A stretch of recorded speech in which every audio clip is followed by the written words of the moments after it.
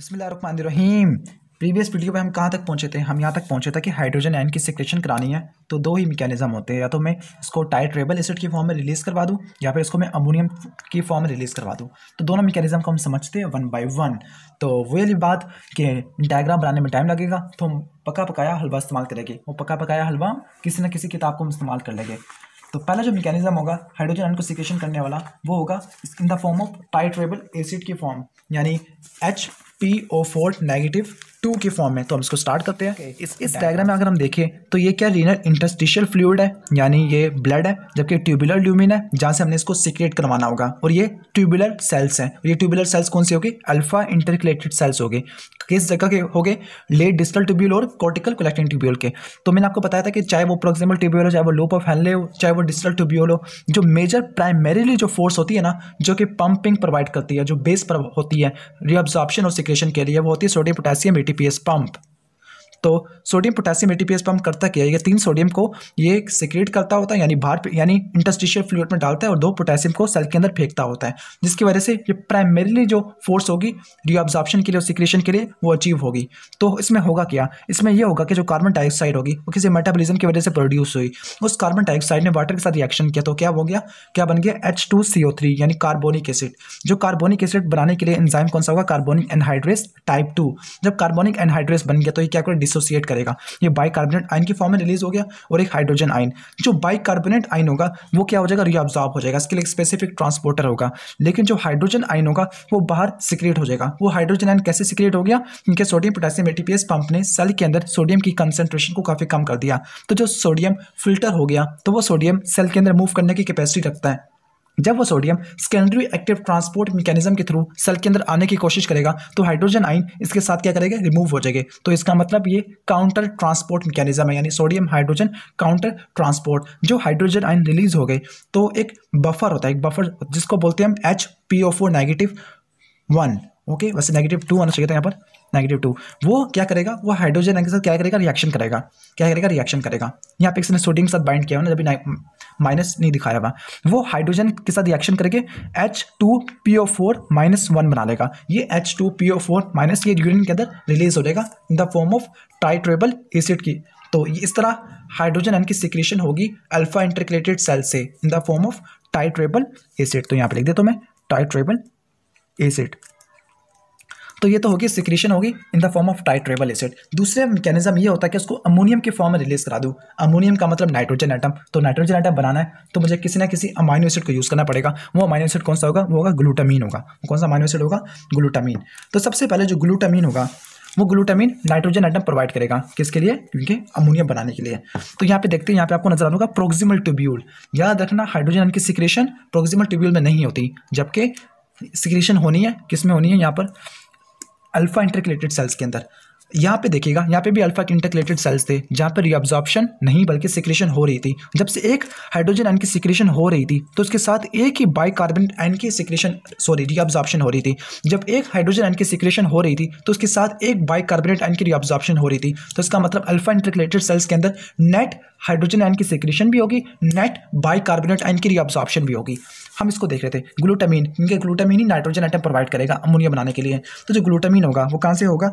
वो डिराइव होगा लीवर से। और ग्लूटामीन आपको पता है कि ये नॉन एसेंशियल अमाइनो एसिड है, ये ग्लूटामेट से बनता होता है उसकी अमाइडेशन की वजह से। ग्लूटामीन अंदर हो गया, सेल के अंदर एंटर हो गया। एंटर हो जाने के बाद ग्लूटामीन टूटेगा। जब ग्लूटामीन की डिग्रेडेशन होगी तो उसके नतीजे में 2 बाइकार्बोनेट आयन रिलीज हो गए और 2 ही अमोनियम आयन रिलीज हो गए।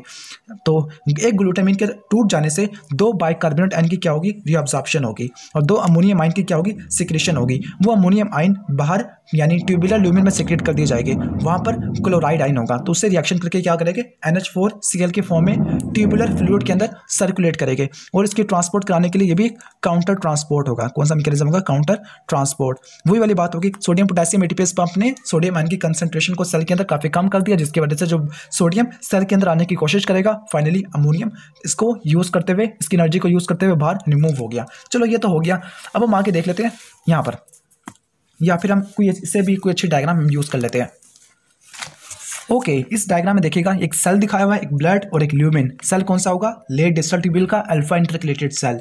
ब्लड है यानी इंटरस्टिशियल फ्लूइड जहाँ पे रीअब्जॉर्प्शन होनी है, लेकिन अभी हम रीअब्जॉर्प्शन यहाँ पे नहीं पढ़ेंगे। वैसे रीअब्जॉर्प्शन होनी है बाइकार्बोनेट की। और ये क्या ल्यूमिन, जहाँ पे किसकी सिक्रेशन होनी है? हाइड्रोजन आयन की। किस फॉर्म में? अमोनियम के फॉर्म में। अब होगा क्या? ग्लूटामीन है, ग्लूटामीन ने क्या प्रोवाइड किया होगा? अपना क्या अमोनियम बनाया होगा, वो अमोनियम रिलीज हो गया किसके अंदर? ट्यूबुलर ल्यूमिन के अंदर। ओके, अब वही वाली बात होगी कि CO2 और H2O रिएक्शन करेंगे, कार्बोनिक एनहाइड्रेस टाइप 2 होगा, बनेगा कार्बोनिक एसिड। वो कार्बोनिक एसिड डिसोसिएट होकर तो बनेगा बाइकार्बोनेट आयन और हाइड्रोजन आयन। बाइकार्बोनेट आयन तो क्या हो गया? रीअब्सॉर्ब हो गया अपने स्पेसिफिक ट्रांसपोर्ट सिस्टम से। लेकिन जो हाइड्रोजन आयन होगा वो काउंटर ट्रांसपोर्ट मैकेनिज्म के थ्रू बाहर क्या हो जाएगा? रिमूव हो जाएगा। वही वाली बात होगी, सोडियम की कंसंट्रेशन सेल के अंदर कम थी। क्यों? क्योंकि सोडियम पोटेशियम ATPase पंप ने 3 सोडियम को बाहर फेंका, जिसकी वजह से सोडियम आयन की कंसंट्रेशन सेल के अंदर काफी कम थी। वो सोडियम आयन अंदर आने की कोशिश करेगा तो हाइड्रोजन आयन सेल के बाहर रिमूव हो जाएगा। इसका मतलब ये सेकेंडरी एक्टिव ट्रांसपोर्ट यानी काउंटर ट्रांसपोर्ट है। वे हाइड्रोजन आयन अमोनियम से रिएक्शन करेंगे, अमोनिया से रिएक्शन करेंगे तो बनेगा अमोनियम। वो अमोनियम यूरिन के अंदर एक्सक्रीट हो जाएगा। और जितने ज़्यादा हम हाइड्रोजन आयन को रिलीज करेंगे बाहर ल्यूमिन के अंदर, उतना ज़्यादा अमोनियम बनेगा। तो इसका मतलब जितना ज़्यादा ल्यूमिन में यूरिन का pH कम होगी, यानी हाइड्रोजन आयन ज़्यादा हो गए, उतना ज़्यादा अमोनियम ज़्यादा होगा, उतना कम अमोनिया होगा। तो हम इसकी रेशियो को हम पता चला सकते हैं कि कितनी हमने हाइड्रोजन आयन की सिक्रेशन की कि अमोनियम के लेवल पर। तो ये थी हाइड्रोजन आयन की सिक्रेशन। तो बेसिकली हमने बाइकार्बोनेट आयन की रीअब्जॉर्प्शन भी पढ़ ली और हमने हाइड्रोजन आयन की सिक्रेशन भी पढ़ ली, जो कि 2 बेसिक फॉर्म में होती है। एक हम फॉर्म थी, किस फॉर्म में थी? एक फॉस्फेट बफर हमने यूज़ किया था, दूसरा हमने अमोनियम बफर यूज़ किया, यानी अमोनिया बफर सिस्टम यूज़ किया है। तो ये तो हो गया हमारा हाइड्रोजन आयन की सिक्रेशन वगैरह। अब जो हमारा जो बेसिक प्राइमरीली जो टॉपिक है हमारा, वो है क्या है? Renal tubular acidosis. क्या है हमारा? Renal tubular acidosis. इसको हम स्टार्ट करते हैं। ओके, हम स्टार्ट कर रहे हैं रीनल ट्यूबुलर एसिडोसिस। तो रीनल ट्यूबुलर एसिडोसिस, जिसके लिए हमने इतनी सारी कहानी बनाई या इतना सारा पढ़ा, तो वो उसके कितनी टाइप्स होती है? 4 टाइप्स होती है मेनली। कितने टाइप्स होती है? 4, जिसमें से 3 टाइप्स, पहली, दूसरी और चौथी ज़्यादा इंपॉर्टेंट होती है। जो तीसरी टाइप होती है वो रिलेटिवली कॉमन नहीं होती और इसकी इतनी इंपॉर्टेंस भी नहीं है। हम कितनी टाइप होगी? इसके 4 टाइप्स होगी, जिसमें हम 1 को, 2 को और 4 को हम ज़्यादा इंपॉर्टेंस देंगे एज कम्पेयर टू टाइप 3 वाला।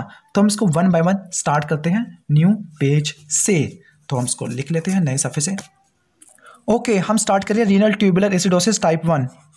Renal tubular acidosis type 1। अब टाइप 1 को स्टार्ट करिए। जो टाइप 1 का जो मेजर एटियोलॉजी होगी या इसका पैथोलॉजी या फिर कॉज ढूंढ लो, मैं एटियोलॉजी लिख देता हूँ। उसका क्या होगा? इसका बेसिक कॉज क्या होगा? इसका जो बेसिक कॉज होगा टाइप 1 का, वो अल्फा इंटरकलेटेड सेल्स के अंदर होगा। किसके अंदर होगा? अल्फा इंटरकलेटेड सेल्स के अंदर। जो अल्फा इंटरकलेटेड सेल्स होगी किस जगह के होंगे? लेट डिस्टल ट्यूब्यूल और कोर्टिकल कलेक्टिंग ट्यूब्यूल के। वो हाइड्रोजन आयन को सिक्रीट नहीं कर पा रहे होंगे। तो यहाँ पे लिख देते हैं unable to secrete hydrogen ion in tubular lumen, जिसकी वजह से वो हाइड्रोजन आयन सिक्रेट नहीं हो पा रहा। तो वो ब्लड के अंदर जमा होता रहेगा। ब्लड के अंदर pH ड्रॉप कर जाएगी। इस कंडीशन को बोलेगी एसिडीमिया। ब्लड के pH को ड्रॉप करने को कहते हैं हम एसिडीमिया। और अगर ये एसिडीमिया किसी टिश्यू को डिस्ट्रॉय कर दे तो उसको बोलते हैं हम एसिडोसिस। तो ये अगर टिश्यू को डिस्ट्रॉय कर दे तो उसको कहते हैं हम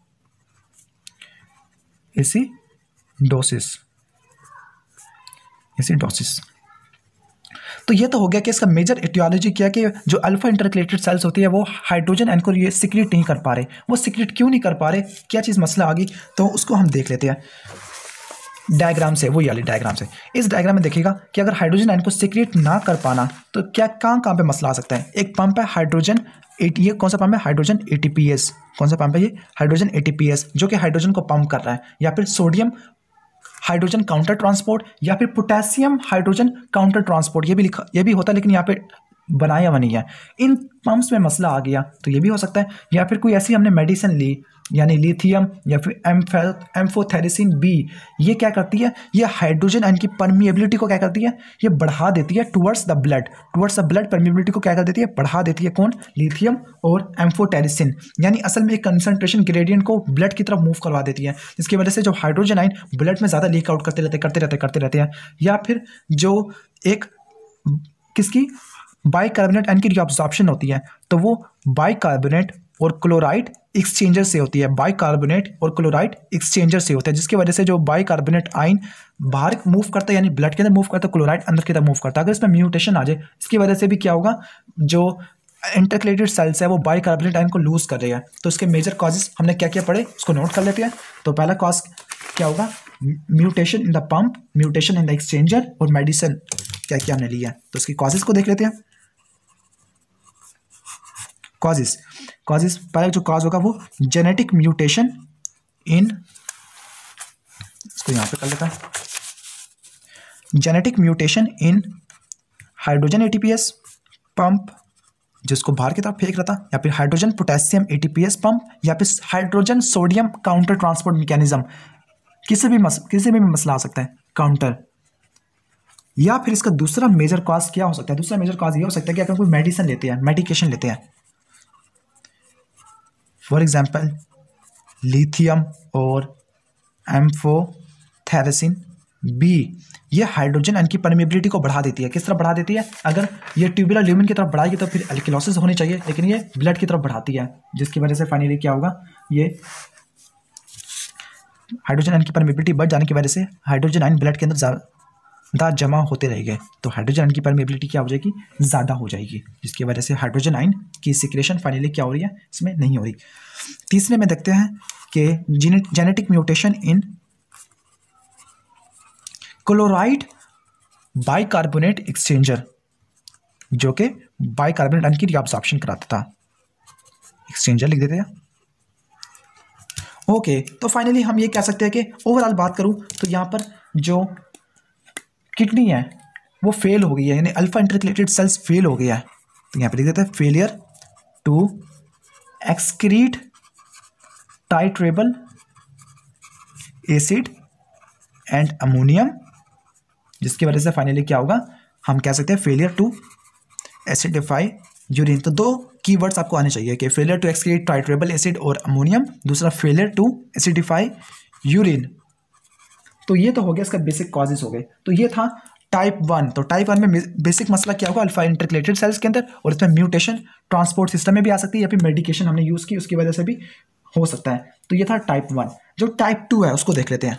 तो ये तो हो गया टाइप, अब हम टाइप 2 को देख लेते हैं, रीनल ट्यूबुलर एसिडोसिस टाइप 2। चलो टाइप 2 को हम नेक्स्ट वीडियो में कवर कर लेंगे, इसको फॉलो कर लेना और नेक्स्ट वीडियो भी देख लेना, चैनल को सब्सक्राइब भी कर लेना।